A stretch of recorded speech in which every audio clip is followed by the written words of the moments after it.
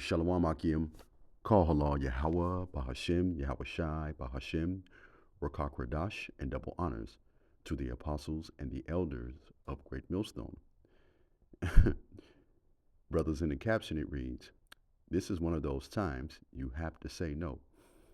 Now, why am I bringing this video to the forefront, brothers? Because as prophecy continues to unfold, and what prophecy am I referring to? I'm referring to Isaiah 4:1. All of us are going to experience, various situations of this sort here, right? Even yesterday at camp, it came out that, there's a shifting, man. Me and a beloved brother was talking on the way to camp. Women are starting to pay more attention, be more talkative, speak more. They're starting to give brothers these elongated stares. And you might find yourself in a situation like this, brothers. But should we be or experience a situation of this sort, remember, brothers, we have to use the spirit of discernment, which is a spiritual gift as well. In the book of 1 John chapter 4, verse 1, it tells us, brothers, to believe not every spirit, all right? We are just simply spirits and bodies, and we're going to have to discern. We're going to have to vet these women, all right? Because Isaiah 4:1 is right around the corner. Before I play this video for you, brothers, let me grab a few scriptures, right? Because you have to consider this, brothers. We are regal men. Should we be of the elect? We are regal men. Now, what's the definition of regal? It means of resembling or fit for a monarch, especially in being magnificent or dignified. It means what, brothers? We're majestic, we're grand, we're impressive, we're splendid, we're superb, brothers, right? We're magnificent, we're noble, all right? We're becoming or reaching a state of nobility, okay? Now, let me come out of this.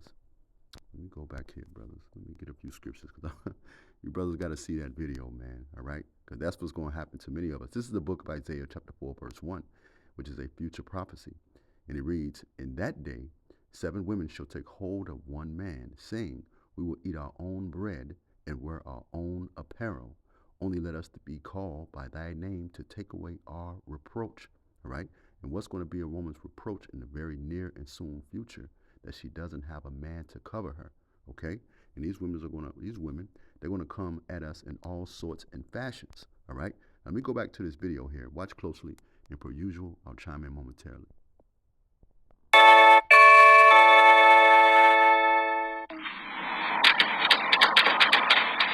Let me in. Stop playing with me. Stop playing with me. Stop playing with me. Stop playing with me.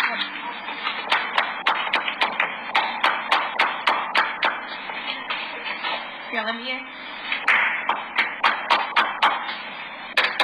Let me in. Let me in. Let me in. Please.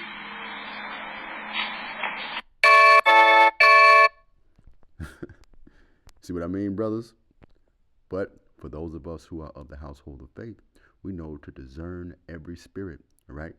Trust me, brothers, we're going to have women that approach us that look exactly how we want them to look. But we, as the hopeful elect and regal men, we're going to be discerning what kind of spirit is in that woman, all right? And the gift to discern a spirit, that is a spiritual gift. And how do we know? This is the book of 1 Corinthians chapter 12, verse 7 through 10. And it reads, "But the manifestation of the Spirit is given to each one for the profit of all." Verse 8, pardon me. "To one is given the word of wisdom through the Spirit, to another the word of knowledge through the same Spirit, and to another faith by the same Spirit, and to another gifts of healing of the same Spirit, and to another the working of miracles, to another prophecy, to another," here's the point, "the discerning of spirits," all right? "And to another different kinds of tongues, and to another the interpretation of tongues." Remember, in the book of Hebrews chapter 5, verse 14, just roughly paraphrasing, it tells us that we have to have our skills, those spiritual gifts, those skills constantly refined by practice, all right? Okay? Let me come from this here. Remember what King Solomon mentioned in the book of Ecclesiastes chapter 7, verse 28, because this applies to us, all right? When Isaiah 4:1 happens, brothers, remember what King Solomon, let me just read the scripture here in Ecclesiastes chapter 7, verse 28, and it reads, "While I was still searching but not finding, I found one upright man among 1,000, here's the point, but not one upright woman among them all. So if King Solomon couldn't find one righteous woman among 1,000, how much more so even us, brothers? You know, and Yahweh Ratazah, the Lord is only going to increase our ability to discern, because in that day, it won't be about how fat a woman's ass is, how big her titties are, how well she can twerk. All right, we're going to need to be able to assess what type of spirit, or in modern day terms, they like to say what type of time this woman is on. All right, let me go from here. Let's go to the book of Ecclesiasticus, chapter 9, verse 5, and it reads, "Gaze not on a maid, that thou fall not by those things that are precious in her." And we're all men here. What's precious that we find in a woman? And brothers are different from other brothers, but of course, her ass, her legs, her titties, nice eyes, those various features. Those are the things that we find precious in a woman. All right. Let me come from here. We can't stumble over those things, brothers.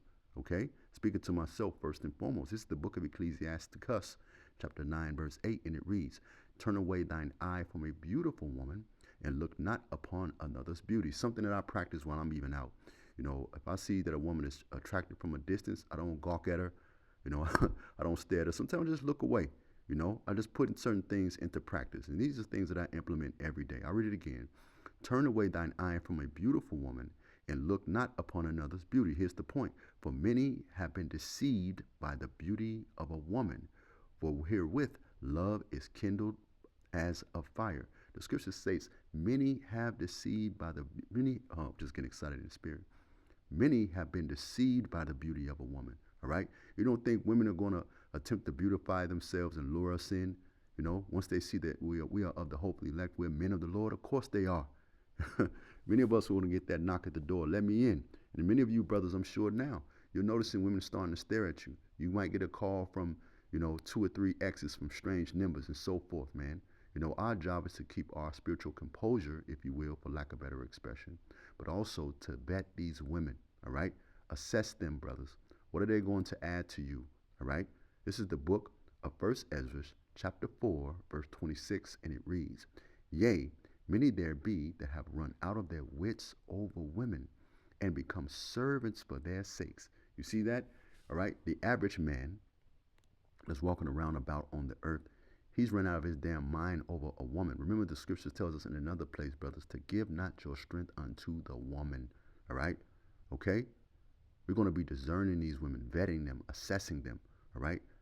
Analyzing them. Yes, absolutely.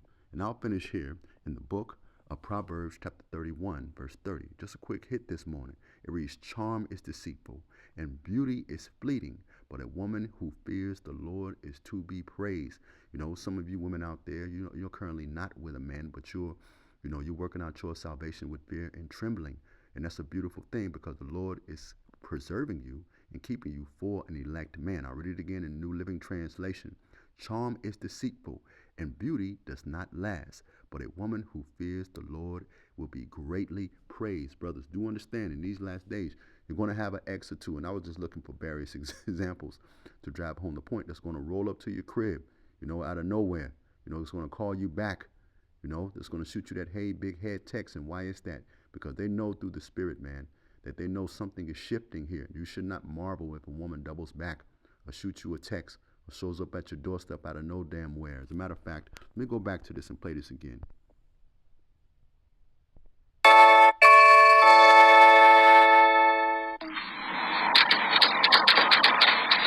Let me in. Stop around me. Stop around me. Stop around me. Stop around me.